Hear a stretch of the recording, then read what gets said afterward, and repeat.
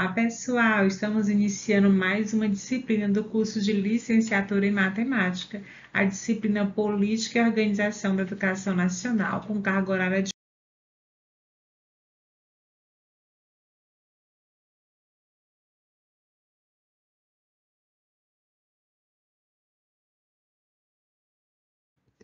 Hoje nós vamos estudar sobre a evolução histórica da educação escolar no Brasil. Então, como foi, como procedeu.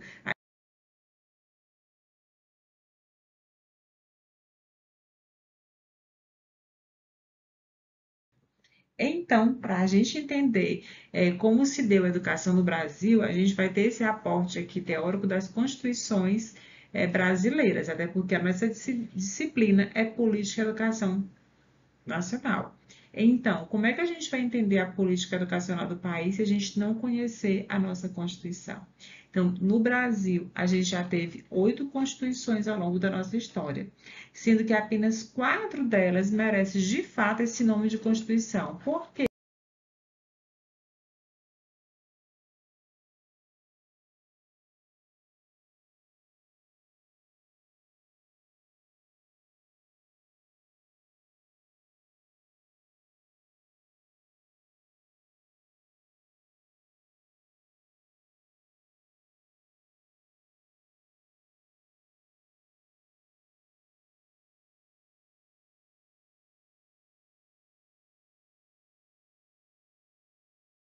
Então, vamos conhecer agora a Constituição de 1824. Para a gente conhecer um pouquinho dessa Constituição, a gente tem que relembrar o nosso processo de colonização. No Brasil, nós fomos colônias de exploração. Os portugueses chegaram aqui para nos colonizar, né, e nos explorar, né? Os índios já estavam aqui e eles começaram, né, em meio a essa colonização, esse processo de vivência no Brasil, a pegar o que? O nosso pau-brasil, depois pegou café, açúcar, ouro para comercializar, né? E aí eles trouxeram consigo, né, muitas pessoas lá de Portugal para povoar aqui o Brasil.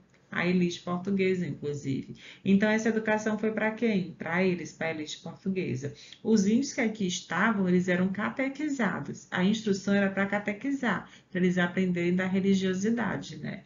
Já os negros, que eram os escravos aqui à época, nesse momento não era oportunizado esse direito à educação. O que a Constituição de 1824 fez? Ela vai estabelecer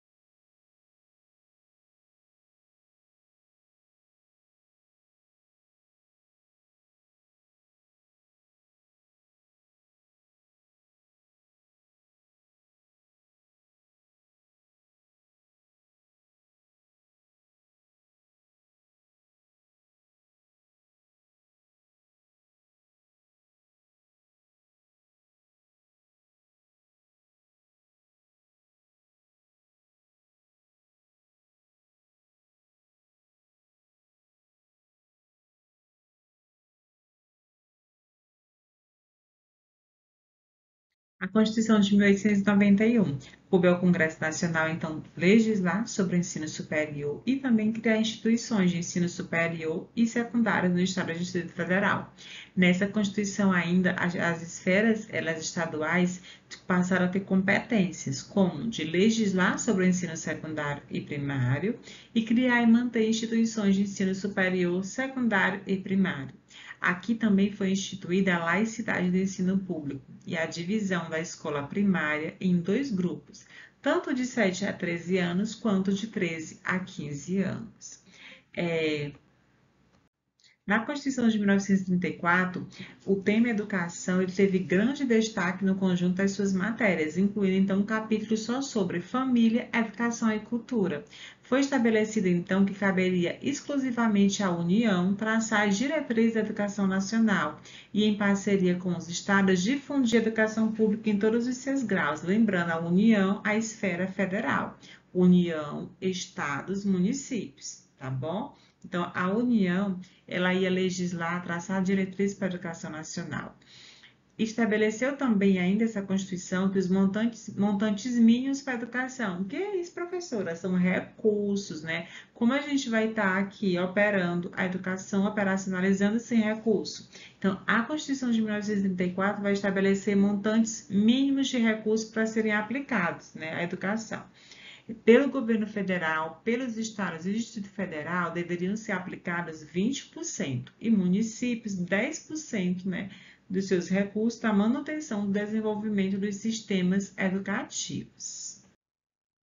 Vamos conhecer a Constituição de 1937. Nela, a ênfase vai ser aqui no ensino cívico, com as disciplinas de educação moral e cívica.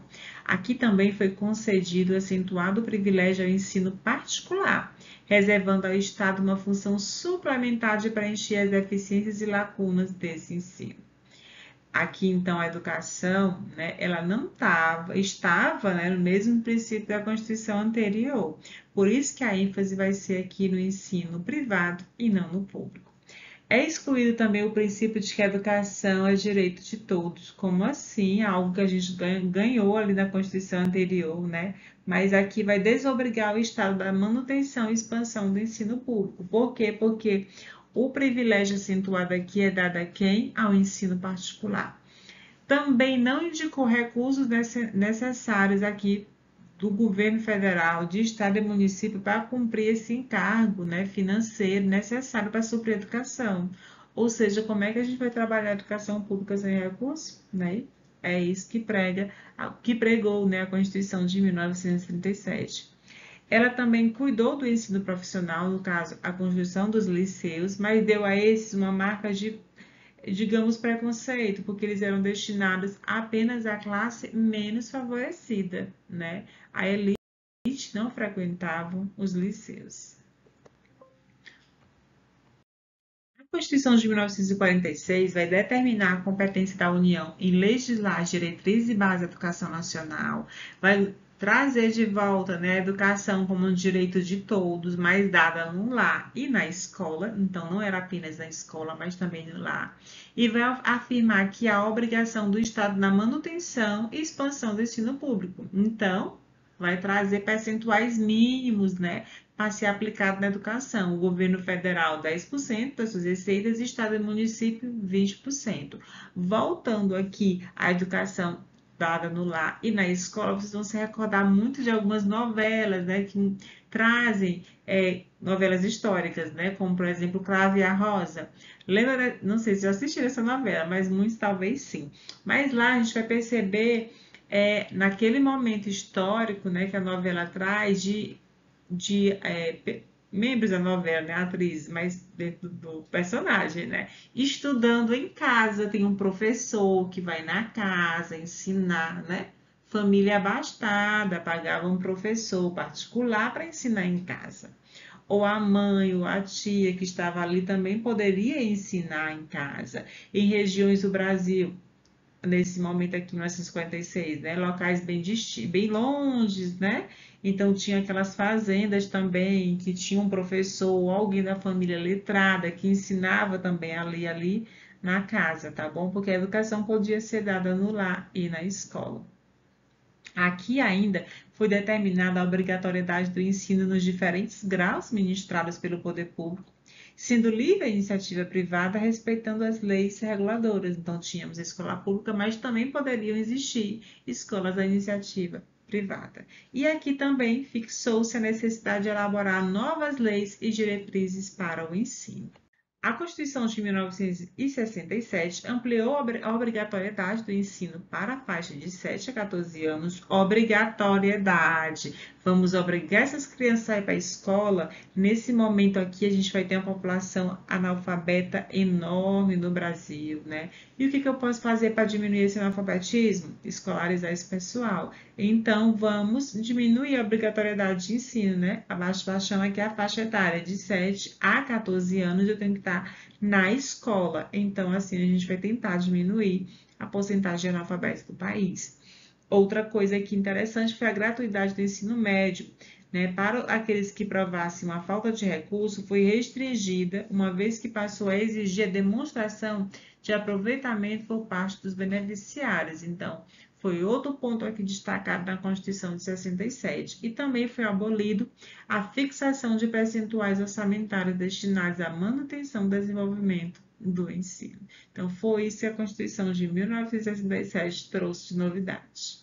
Em 1969, né, nessa Constituição, em 17 de outubro de 1969, entrou em recesso, né, estando em recesso forçado o Congresso, porque a gente está vivendo aqui período de ditadura militar, foi otorgada pelos 3 ministros uma nova carta no país sob essa aparência de emenda. Essa carta aprofundou o nosso retrocesso político comparado à Constituição anterior e incorporou no seu texto medidas bem autoritárias, né, através dos atos institucionais, e consagrou a intervenção federal aqui nos estados, cassou a autonomia administrativa das capitais e também de outros municípios.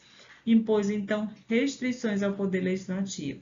Na educação, restringiu os recursos que eram destinados a gastos, né, com ensino e também perseguiu professores que não faziam bem uso da sua liberdade para eles. Então, a Constituição de 1969, em meio a essa ditadura militar, né, trouxe também certas situações, né, para a educação do país. E, por fim, temos a Constituição atual, a nossa Constituição de 1988. A democracia ganhou muito, né? Grandes avanços em termos políticos, né? Com a redemocratização que o Brasil teve. E aí a gente vai ter a nossa Carta Magna, né? Se tornando a primeira Constituição que foi, de fato, realizada por representantes da sociedade. Inclusive, a gente teve, acredito que ano passado, uma série de depoimentos, reportagens, documentários falando sobre a implantação da nossa Constituição. E é muito lindo ver de como ela foi implantada, como ela foi construída coletivamente.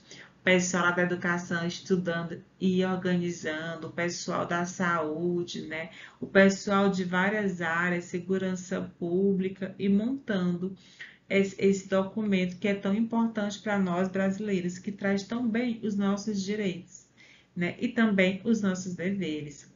Então, essa Constituição significou a reconquista da nossa cidadania. Nela, a educação ela ganhou muita relevância, né? A gente vai estar vendo um pouco mais sobre isso. O dever do Estado com a educação ele passou a ser efetivado mediante a garantia de que, conforme a Constituição de 1988, ensino fundamental obrigatório, gratuito, inclusive para quem não teve acesso na idade própria, que é o pessoal da educação de jovens e adultos.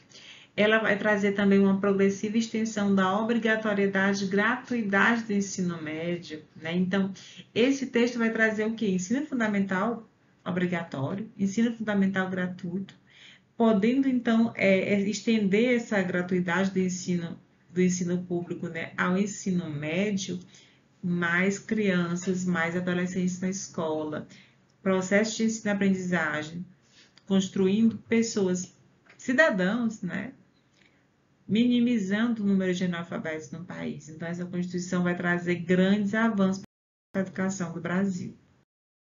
A Constituição de 1946 estabeleceu que deveriam existir diretrizes educacionais, legislações para a educação do Brasil, porque o que existiram foram reformas, a exemplo da reforma Francisco Campos, a reforma Capanema, né, que levavam inclusive o nome dos ministros de educação à época. Mas não existiam umas leis, um conjunto de leis consolidadas apenas para a educação. E a partir daquele momento dessa Constituição, iniciou-se o processo de escrita da primeira diretriz de base da educação, mas ela só tomou forma em 1961, que foi a Lei 4.024 do ano de 1961. Ela foi a primeira LDB, primeira Lei Diretriz e Base da Educação Nacional. Os grandes eixos dela foram dos fins da educação, do direito à educação, da liberdade de ensino, da administração do ensino, dos sistemas de ensino, da educação de grau primário, da assistência social escolar e dos recursos para a educação. Nessa lei foi estabelecida essa seguinte divisão para a educação do Brasil: ensino primário, que tinha duração de 4 anos, ciclo ginasial do ensino médio, que tinha duração de 4 anos, ciclo colegial do ensino médio, duração de 3 anos, e o ensino superior, que tinha uma duração variável. Então, não sei se vocês lembram, eu fazia o primário, cursei o ginásio, porque era próprio daquela época, né, chamar ginásio, colegial, porque era assim que a lei daquele momento, a 4.024/61, estruturava o ensino no Brasil.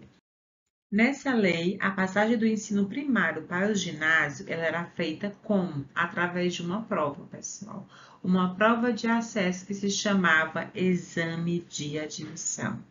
Pense num culpado, né, para muitas pessoas não terem ido avançado nos anos escolares nessa década de 60, né? Porque eu terminava aqui o primário e para ir para o ginásio eu tinha que fazer o exame de admissão e passar nessa prova. Então, muitas pessoas não passavam na prova e com isso não seguiam para a série adiante. Os ciclos ginasial, colegial, eles eram divididos em ramos aqui: ensino secundário, ensino comercial, ensino industrial, agrícola normal e outros. O industrial ele era dividido em básico de 4 anos e de maestria 2 anos. Havia ainda aqui os cursos artesanais, que tinham duração curta e variável de aprendizagem. Tivemos mais uma reforma, né, da Lei 5.092 de 1971, que vai legislar sobre o ensino no Brasil. No entanto, alguns consideram essa Lei 5.092 de 71 uma LDB, uma Lei de Diretriz e Base de Educação. No entanto, outros teóricos não consideram. Por que não consideram a 5.092 de 71 uma LDB? Porque ela não legislou sobre o ensino superior. Observa aí os eixos dela: do ensino do primeiro e segundo grau, ensino do primeiro grau, segundo grau, supletivo, de professor especialista em financiamento, não legisla sobre ensino superior. Então, ela não vai trazer toda a estrutura organizacional da educação do Brasil. Por que ela não legislou sobre ensino superior, Samara? Porque anterior a ela, em 1968, teve a Lei 5.540, que fala aí da reforma universitária, que falou tudo que tinha que ser dito, né, naquele momento sobre ensino superior. Então, a 5.092 de 71 vai falar apenas desses eixos, e aí ela não é considerada, então, uma LDB. A LDB é a 4.024 de 61 e posteriormente que nós vamos já ver, né, nessa disciplina a 9.394 de 96, que é a LDB atual. Como ficou então dividido o ensino aqui com essa lei, né, 5.092 de 71? O ensino de primeiro grau, ensino de segundo grau e ensino superior. O ensino de primeiro grau tinha duração de 8 anos, o de segundo grau de 3 a 4 anos e o ensino superior tinha duração variável, dependendo de cada curso. Como aqui houve a junção, né, dos ensinos primário e ginasial, o exame de admissão vai desaparecer. Não vai haver mais essa necessidade de uma prova, né, para eu sair de um ciclo para outro, né, o que facilitou bastante, né, as pessoas passar a se escolarizar mais.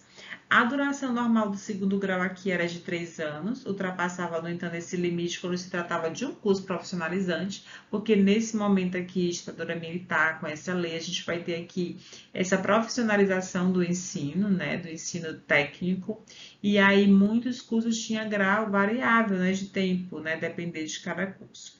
O ensino de primeiro grau e segundo grau tinha uma carga horária mínima anual, que era 720 horas, e o ano letivo aqui tinha duração mínima de 180 dias. E por fim, a nossa LDB atual, a Lei de Diretriz e Base da Educação Nacional 9.394 de 1996. Essa lei vem posterior à Constituição Federal de 1988. Nela, os níveis de educação passaram a ser dois: educação básica e superior. Né? A educação de jovens e adultos, a educação profissional e a educação especial, elas são modalidades de educação. E a educação básica nos níveis fundamental e médio passaram a ter carga horária mínima de 800 horas anuais, distribuídas em 200 dias letivos. Lembra que na anterior era 180 dias, mas aqui já são o quê? 200 dias letivos anuais mínimos. Um dos pontos-chave dessa disciplina é o estudo da educação na Constituição Federal de 88 e na LDB de 96. Pessoal, essa disciplina ela é super importante para a vida profissional de vocês, enquanto docentes, que vocês serão, né, futuros professores, que precisam conhecer a legislação do nosso país, inclusive educacional, enquanto gestores, que poderão ser, né, e enquanto para ser professor, a gente tem que passar num concurso público, né, ou tem que fazer uma prova de admissão em alguma escola particular.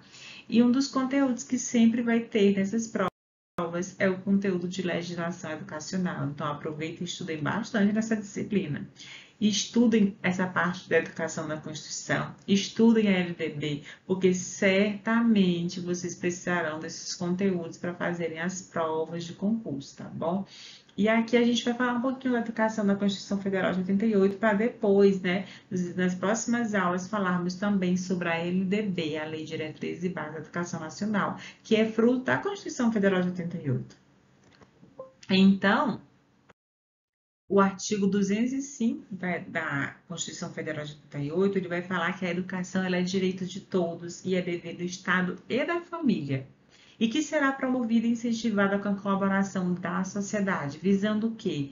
O pleno desenvolvimento da pessoa, o seu preparo para o exercício da cidadania e sua qualificação para o trabalho. Então, esse é o fim da educação no nosso país, né? Preparar para a cidadania e qualificar para o trabalho. Sendo que a educação não é responsabilidade apenas do Estado, mas também da família, né? E ela é direito de quem? De todos e deve ser feita e implantada em colaboração com a nossa sociedade.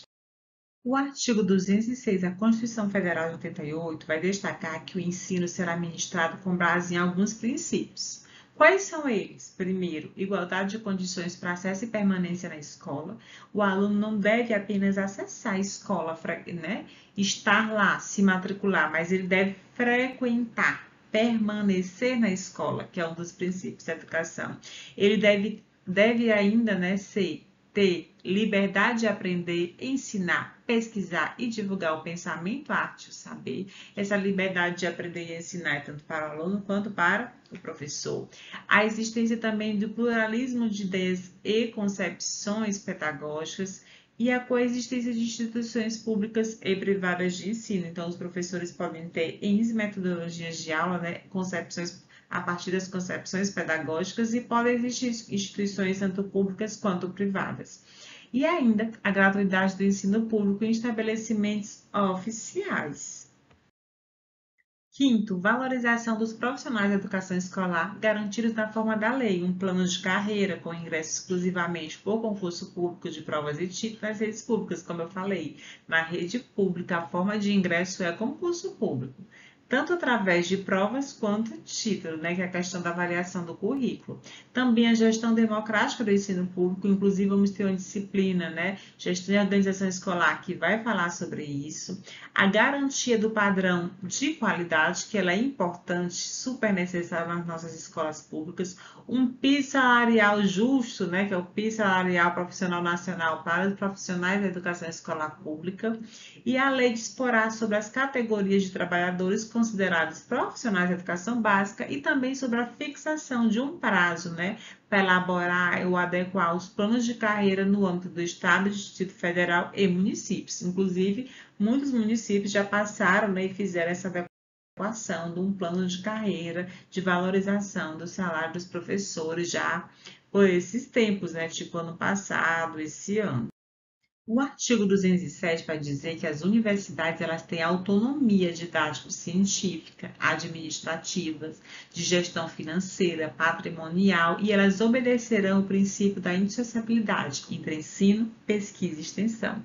Então, a universidade ela tem essa tríade, né? Ensino, pesquisa e extensão.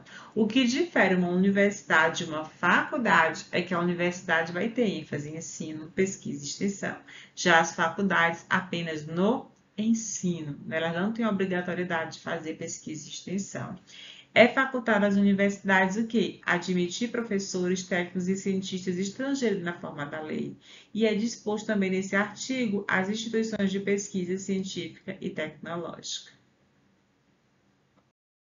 O artigo 208 vai dizer que o dever do Estado com a educação vai ser efetivado como?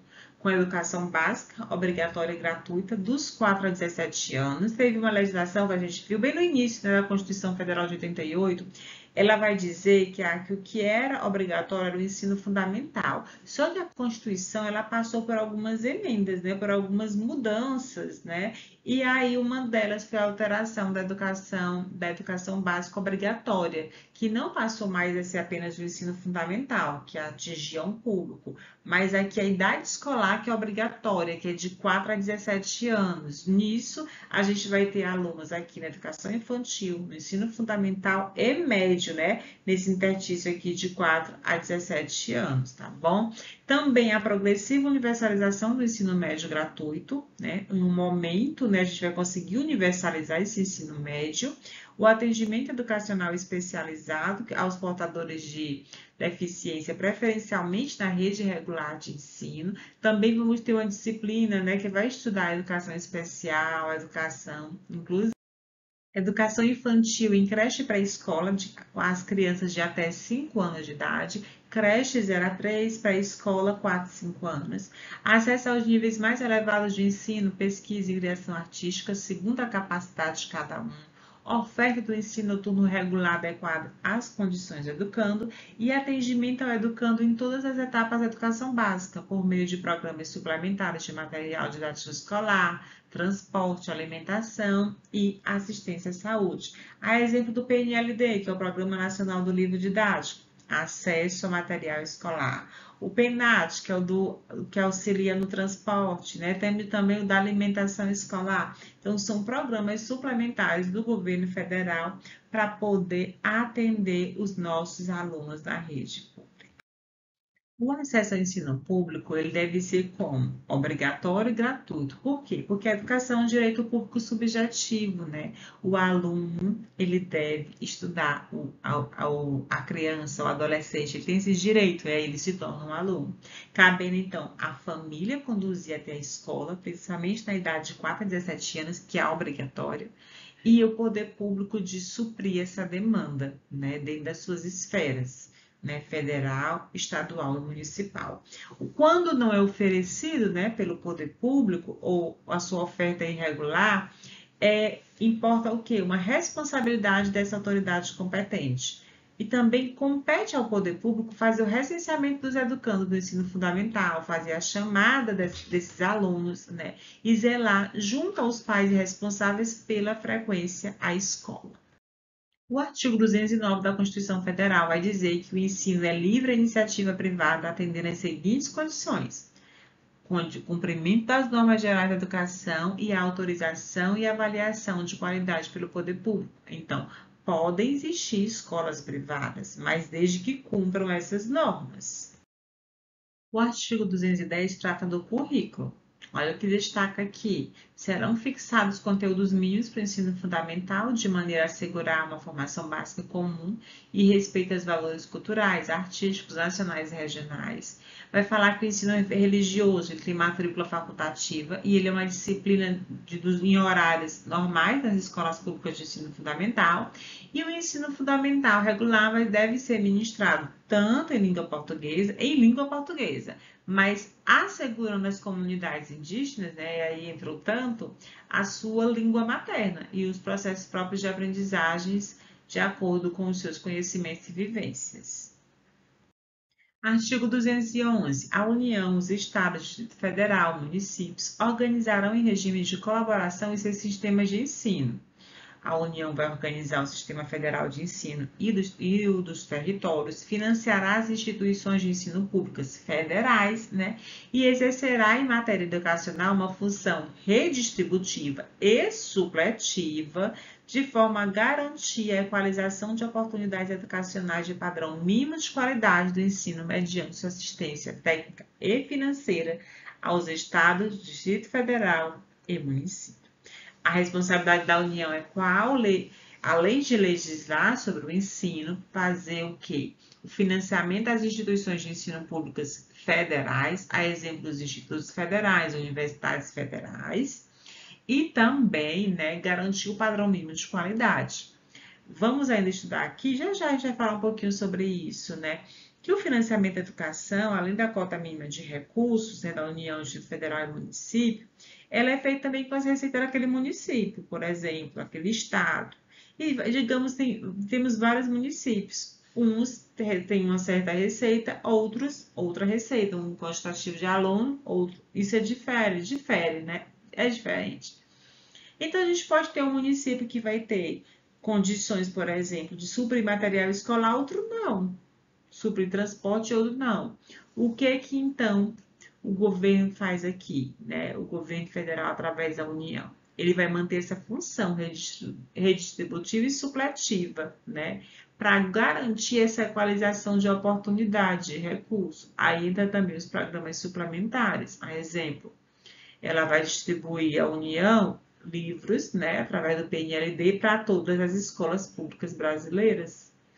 Ela vai ofertar, né, através ou do ônibus próprio ou de recurso, o transporte escolar, para que todos tenham acesso à escola. Não é? Um município consegue prover esse recurso, outro não. Para evitar isso, garantir esse padrão mínimo de qualidade, a União exerce essa função.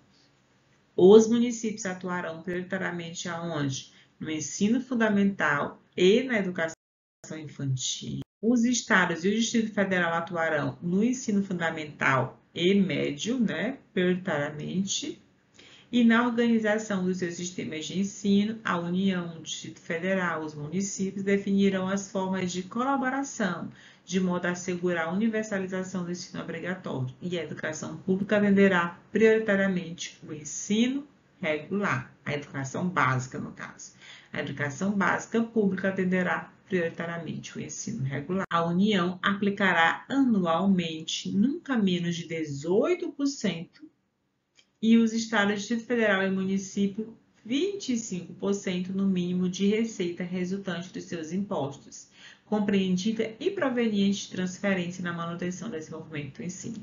Então, a União nunca vai ofertar, né, ou menos de 18%, né, e Estado, Distrito Federal e município nunca menos de 25% das suas receitas e transferências para a educação. A parcela dessa arrecadação de impostos transferidas pela União, Estado, Distrito Federal e municípios, ou pelo Estado ao município, não é considerada para efeito desse cálculo, né, as receitas do governo que a transferir. Então, para efeito do cumprimento do disposto nesse caput desse artigo, serão considerados sistemas de ensino federal, estadual e municipal e os recursos que são aplicados na forma desse artigo 213. E a distribuição dos recursos públicos, ela assegurará a prioridade ao atendimento das necessidades do ensino obrigatório, no que se refere à universalização, à garantia do padrão de qualidade, e equidade nos termos do PNE, que é o Plano Nacional de Educação. Então, os programas suplementares de alimentação, assistência à saúde, que são previstos no artigo 208, eles serão financiados com esses recursos provenientes dessas contribuições sociais, de outros recursos orçamentários, e a educação básica pública ela terá como fonte adicional de financiamento a sua contribuição social lá do salário da educação, que é recolhida pelas empresas. E também as cotas estaduais, municipais de arrecadação da contribuição social do salário da educação, elas serão distribuídas proporcionalmente ao número de alunos matriculados na educação básica nas respectivas redes públicas de ensino. Por isso que é importante o censo escolar, que é onde vai ver a quantidade de alunos matriculados, para depois ser feita a distribuição dos recursos. Artigo 213. Os recursos públicos serão destinados às escolas públicas, podendo ser dirigidos a escolas comunitárias, confessionais ou filantrópicas definidas em lei, desde que comprovem a sua finalidade não lucrativa e apliquem seus excedentes financeiros em educação, desde que assegurem a destinação do seu patrimônio a outra escola comunitária, filantrópica ou confessional, ou ao poder público no caso do encerramento das suas atividades. Os recursos, então, que trata esse artigo, eles poderão ser destinados também a bolsas de estudos para o ensino fundamental e médio na forma da lei, para aqueles que demonstrarem insuficiência de recursos quando houver falta de vaga e cursos regulares da rede pública na localidade daquela residência do educando, ficando então o poder público obrigado a investir prioritariamente na expansão da sua rede na sua localidade. E as atividades de pesquisa, extensão e de estímulo e fomento à inovação realizada por universidades ou por instituições de educação profissional e tecnológica, elas poderão também receber apoio financeiro do poder público. O artigo 214 vai dizer que a lei vai estabelecer um plano nacional de educação, que ele deve ter duração decenal, que deve ter o objetivo de articular o Sistema Nacional de Educação, em regime de colaboração, para definir diretrizes, objetivos, metas, estratégias de implementação, para assegurar a manutenção e desenvolvimento do ensino em seus diversos níveis, etapas, modalidades, por meio de ações integradas, tanto do poder público quanto das diferentes esferas federativas, né? Para quê? Para conduzir à erradicação do analfabetismo, à universalização do atendimento escolar, a melhoria da qualidade do ensino, a formação para o trabalho, a promoção humanística, científica e tecnológica do país e ainda estabelecer metas de aplicação de recursos públicos em educação como proporção do produto interno bruto, que é do nosso PIB. Então, a gente conheceu um pouquinho, né, da educação na Constituição, das Constituições Federais do Piauí e adentramos mais na Constituição Federal de 88, né, a nossa Constituição. Tivemos esse aporte teórico aqui do Moacir Carneiro, né, com o livro LDB Fácil, também da Bárbara Freitag, Escola, História e Sociedade, Nelson Piletti, Constituição e Funcionamento do Ensino Fundamental e História da Educação, que são autores que trazem, né, um longo estudo, um grande estudo, né, sobre a educação do nosso país.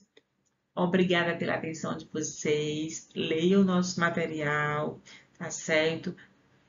Respondam o nosso fórum e qualquer dúvida pode nos questionar lá na plataforma que eu vou estar à disposição para estar respondendo vocês. Abraço!